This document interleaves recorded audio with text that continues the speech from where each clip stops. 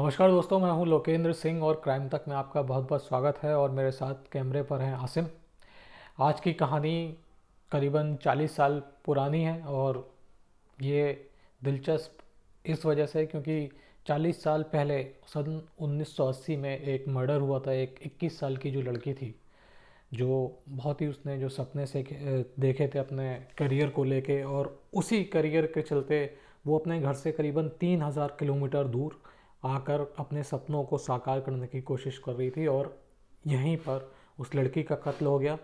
और कत्ल होने के बाद आप देखिए कि पुलिस ने सारे जितने भी तफ्तीश उस समय हो सकती थी, जितनी भी तकनीक मौजूद थी, सारे पुलिस ने अपने जो टूल्स थे उनका इस्तेमाल कर लिया, लेकिन लड़की का जो मर्डर था वो नहीं खिला। और 40 साल बाद एक ऐसी तकनीक जिसके बारे में आपको बताऊंगा, उस तकनीक से ये मर्डर खुला। ये वारदात जो है ये अमेरिका की है। साल था 1980। एक लड़की जिसका नाम हेलन था, 21 साल इसकी उम्र थी। हेलन जो थी वो अमेरिका का जो स्टेट है मैसाचुसेट्स, वहाँ की रहने वाली थी। और इसने जर्नलिज़्म का कोर्स किया था। जर्नलिज़्म का कोर्स करने के बाद ये बहुत ज़्यादा पैशनेट थी अपने करियर को लेके, और ये इंटर्नशिप तलाश रही थी। तो उसे इंटर्नशिप मिली, लेकिन वो काफ़ी दूर जो कोलोराडो है वहाँ पे एक जगह है डेनवर, तो वहाँ पे जाके इसको इंटर्नशिप मिली। और ये जगह इसके घर से करीबन 3200 किलोमीटर दूर थी। तो इसने मैसाचुसेट्स वाला जो अपना घर था वो छोड़ा और इंटर्न करने के लिए एक रेडियो था स्टेशन, कमर्शियल रेडियो स्टेशन था, वहाँ पे इसको वो इंटर्नशिप मिली थी। तो ये मैसाचुसेट्स से ये डेनवर कोलोराडो आ गई और यहाँ पे इसने अपनी इंटर्नशिप शुरू कर दी। जहाँ पे ये रहती थी, जहाँ पे इसके अंकल आंटी रहते थे, उनके पास ही ये लड़की रहती थी। और वहाँ से इसका जो रेडियो स्टेशन था वो करीबन 18 किलोमीटर की दूरी पर था। तो ये जो हेलेन है रोज़ अपना पास में ही जो बस स्टॉप था वहाँ से बस लेती थी, और बस लेने के बाद ये 18 किलोमीटर का जो सफ़र है वो तय करती थी। जनवरी 1980 में, यानी जब नए साल की शुरुआत हुई थी, 1-2 जनवरी को ये वहाँ पे पहुँच गई थी कोलोराडो अपने घर से, और इसने आके अपनी इंटर्नशिप भी शुरू कर दी थी। 2 हफ्ते का वक्त गुजर चुका था और ये अपनी इंटर्नशिप को लेके बहुत ज़्यादा उत्साहित थी, बहुत ज़्यादा बातें करती थी लेके कि आज हमने अपने जो आंटी अंकल थे उनको बताती थी कि आज मैंने पूरे दिन क्या किया, आज मैंने क्या सीखा, और क्या रेडियो स्टेशन में काम करने में कैसे मज़ा आता है, पीछे से बैकग्राउंड में क्या क्या चीज़ें होती हैं जो ध्यान रखनी पड़ती हैं अगर आप रेडियो के ऊपर एज अ कमेंटेटर बोल रहे हो। इसके अलावा और भी सारी चीज़ें हैं, यानी रोज़ भी जो इसकी रेडियो स्टेशन में होता था ये रोज़ डिस्कस करती थी। बहुत ज़्यादा अपने इंटर्नशिप को लेके खुश थी।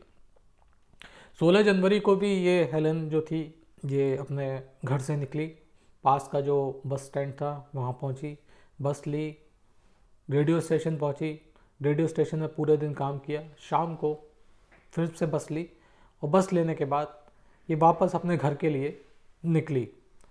घर के लिए निकली ज़रूर, लेकिन ये घर नहीं पहुँची।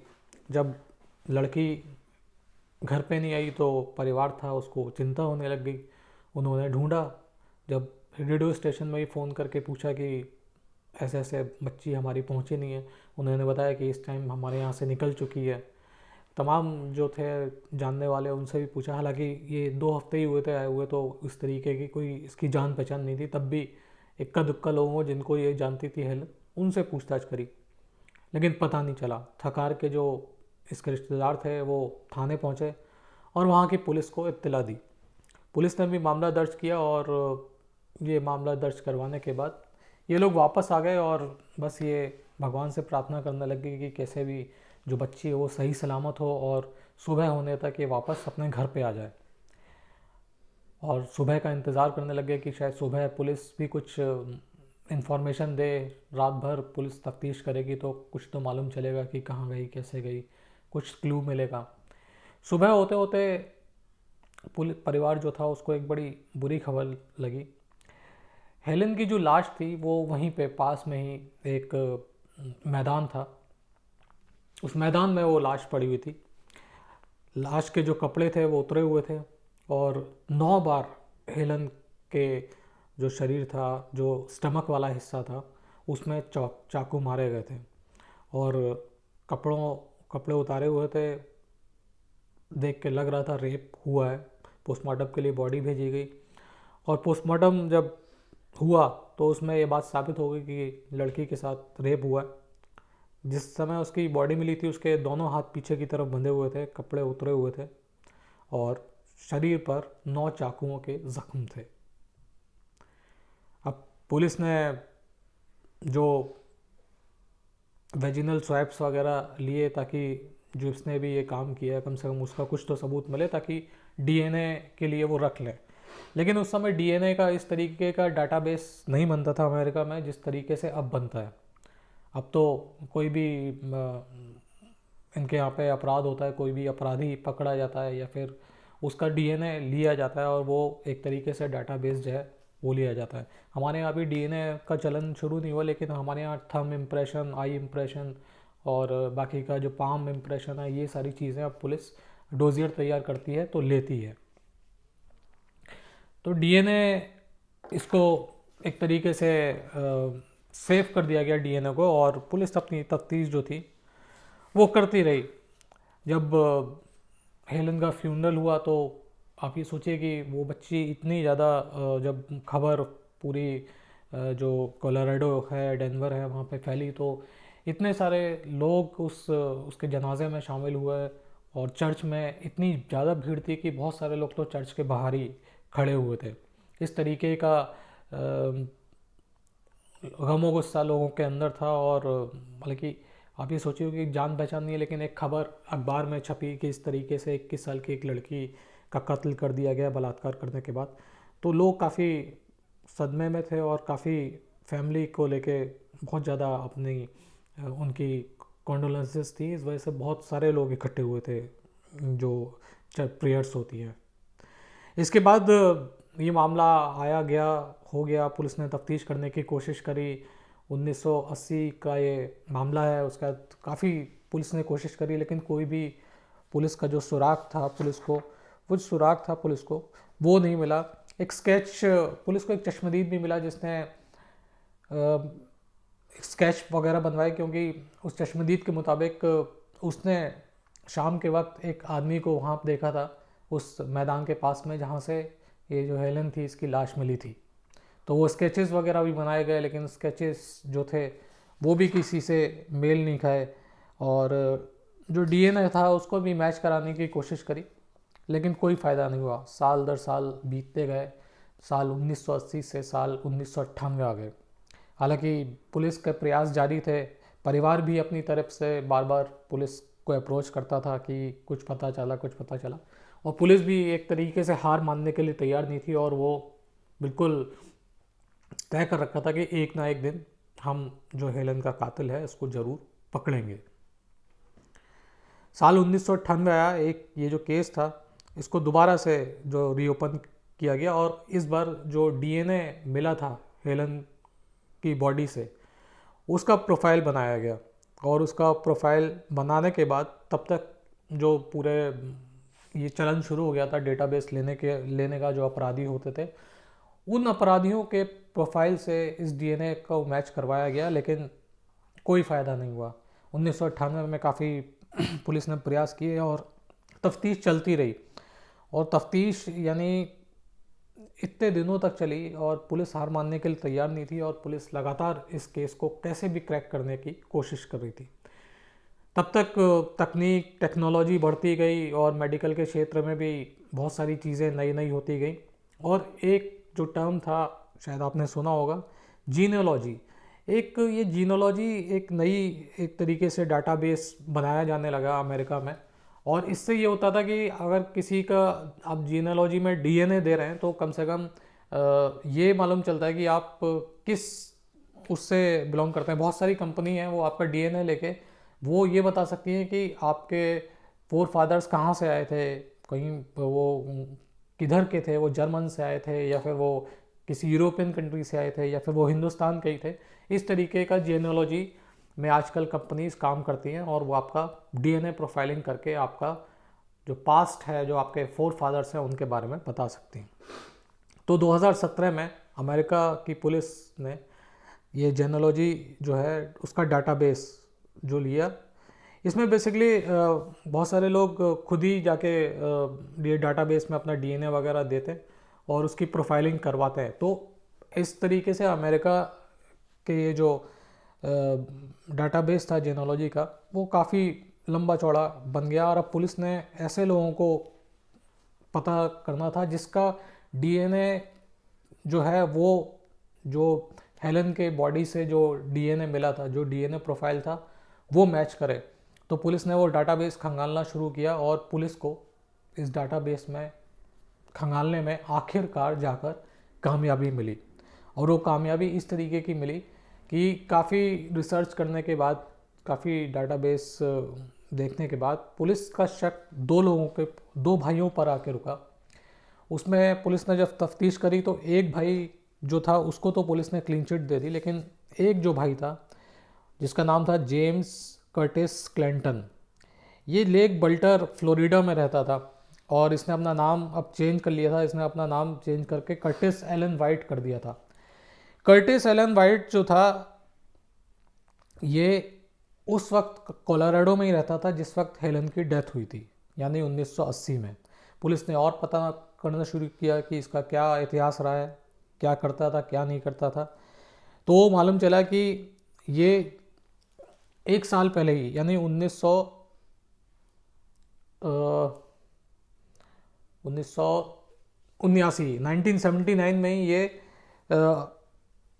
अरकानसास है अमेरिका में, वहाँ से ये कोलोराडो आया था और ये वहाँ पे अरकानसास में एज अ लैंडस्केपर काम करता था। लेकिन 1975 में इसने एक महिला जो थी उसका रेप कर दिया था। इसकी वजह से इसको सज़ा मिली थी और 30 साल की इसको सज़ा मिली थी, जिसमें 10 साल का सज़ा को जो सस्पेंड कर दिया गया था और 4 साल बाद इसको पैरोल मिली और यानी 1979 में इसको पैरोल मिली और ये फिर अरकानसास से कोलोराडो आके रहने लग गया। पुलिस ने और पता किया और अब पुलिस ने ये मालूम चला कि 1998 में इसके ऊपर डोमेस्टिक वायलेंस का भी केस दर्ज हुआ था और इसकी वजह से इसको जेल में रहना पड़ा था। बाकी का ये मालूम चला कि ये जॉब्स जो है वो स्विच करता रहता, कभी वो लैंडस्केपर था, फिर कभी इसने ट्रक चलाया, कभी छोटे मोटे ऐसे काम किए। तो इसकी जो हरकतें थी, इसका जो पास्ट हिस्ट्री थी, इसके ऊपर जो केसेस थे डोमेस्टिक वायलेंस के या फिर रेप के, उससे लग रहा था। और ये भी मालूम चल गया था पुलिस को कि जब उसका मर्डर हुआ था हेलन का, ये कोलोराडो में ही था और कोलोराडो में भी उस जगह पे था जहाँ पे ये हेलन रहती थी, उसी के घर के आसपास ये रहता था। अब पुलिस को करना था इसका डीएनए मैच। अब यहाँ पे हिंदुस्तान की तरीके से तो होता नहीं है अमेरिका में कि किसी को पकड़ो और उसमें 2-3 पुलिस लगाती है और पूछ लेती है कि जाओ किया था या नहीं किया था। वहाँ पर बड़ी प्रोफेशनली जो मामला है उसको तफ्तीश की जाती है। ह्यूमन राइट्स को लेके बड़ा लोग बवेला मचा देते हैं, क्योंकि बहुत सारी एजेंसीज़ हैं जो ह्यूमन राइट्स के लिए पर काम करती हैं अमेरिका में। तो वहाँ पर तफ्तीश का थोड़ा तरीका अलग होता है। पुलिस को डीएनए लेना था। अब डीएनए कैसे ले, तो पुलिस के जो 2 डिटेक्टिव थे वो लगातार ये जो जेम्स कर्टिस था इसका पीछा करना शुरू कर दिया और ये देखा कि कहाँ जाता है, किधर किसके साथ रुकता बैठता है, घर में कौन कौन है, तमाम जो चीज़ें थी उसके बारे में पता करना शुरू किया। तो पुलिस को मालूम चला कि ये हर शाम को घर के पास की एक बार है, वहाँ पे जाता है और वहाँ पे अपना ड्रिंक करता है और ड्रिंक करने के बाद ये वापस आ जाता है। तो 9 दिन तक पुलिस इसके पीछे लगी रही और 9वें दिन पुलिस को एक बियर ग्लास मिला जिसमें इसने ड्रिंक की थी। पुलिस ने वो बियर ग्लास जो था वो अपने कब्ज़े में लिया और उसको कब्ज़े में लेने के बाद जो वहाँ से उसका डीएनए का सैंपल मिला था उसकी प्रोफाइलिंग करवाई। जब उसकी प्रोफाइलिंग कराई तो जो हेलन के जिस्म से जो सैंपल मिला था डीएनए का, जिसकी प्रोफाइलिंग करा ली थी पुलिस ने 1998 में, और इसकी जो थी वो बिल्कुल मैच हो गई। अब जब प्रोफाइलिंग मैच हो गई और बाकी के तमाम जो सबूत थे वो भी इसके ख़िलाफ़ थे, तो पुलिस ने इसको पकड़ लिया, इसको अरेस्ट किया और अरेस्ट करने के बाद इससे पूछा गया और कि इस तरीके से क्या तुम 1980 में जो एक 21 साल की जो लड़की थी उसके कत्ल में शामिल थे। तो उसने कबूल किया कि हाँ मैंने वो कत्ल किया था। और उसने बताया कि जब हेलन बस से निकली और उतरी और बस से उतर के अपने घर की तरफ जा रही थी, सुनसान इलाका था वो जो बस स्टैंड था, तो उस दौरान इसने चाकू की नोक पर हेलन को काबू में किया।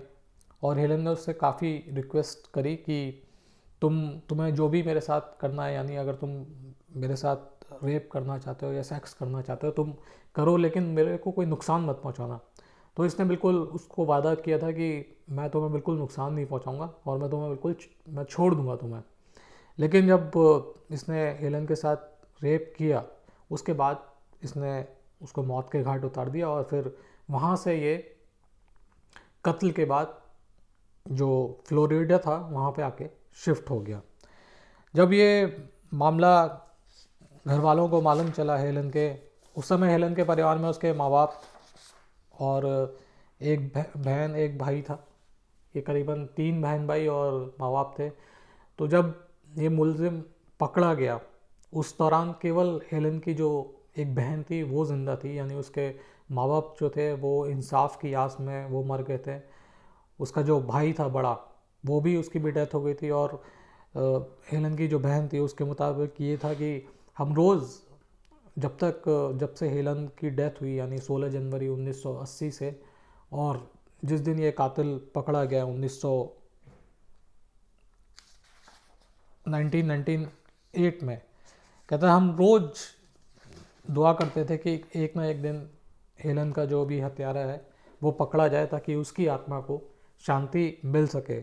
और उनका ये कहना था कि एक भी दिन ऐसा नहीं गया जिस दिन हमने इस तरीके की दुआ नहीं मांगी कि हेलन का जो हत्यारा है पकड़ा जाए और उसकी आत्मा को शांति मिले। और आखिरकार 40 साल बाद उनकी दुआ कबूल हुई और हेलन को मौत देने वाला, हेलन की हत्या करने वाला, उसके साथ बलात्कार करने वाला जो शख्स है उसको उम्र कैद की सज़ा सुनाई गई है। और इसमें जो अदालत है उसने बोला है कि अभी जो ये कर्टिस है इसकी उम्र 62 साल है और अदालत ने बोला है कि 20 साल के बाद ही इसको पैरोल पे छोड़ा जा सकता है, यानी 20 साल तक इसको जेल के अंदर ही रहना पड़ेगा, उसके बाद कोर्ट की तरफ से शायद पैरोल मिल जाए। लेकिन 62 उम्र है, 20 साल तक पता नहीं ज़िंदा रहेगा भी नहीं रहेगा। और वाकई में ऐसे लोगों को मेरे ख्याल से ज़िंदा रहना भी नहीं चाहिए जो इस तरीके से एक लड़की जो अपने सपने पूरा करना के लिए अपने घर से इतनी दूर गई और अपना एक अच्छा करियर बनाना चाहती थी, उसके सपनों को इसने एक तरीके से तोड़ डाला। एक जो परिवार था उसको बिखरा दिया। तो तमाम गुजरी परिवार के ऊपर और आखिरकार 40 साल बाद जो हेलन का हत्यारा था वो पकड़ा गया। तो आज के लिए फ़िलहाल इतना ही, फिर आपसे मुलाकात होगी, तब तक के लिए अपना ख्याल रखिएगा। जय हिंद, जय भारत।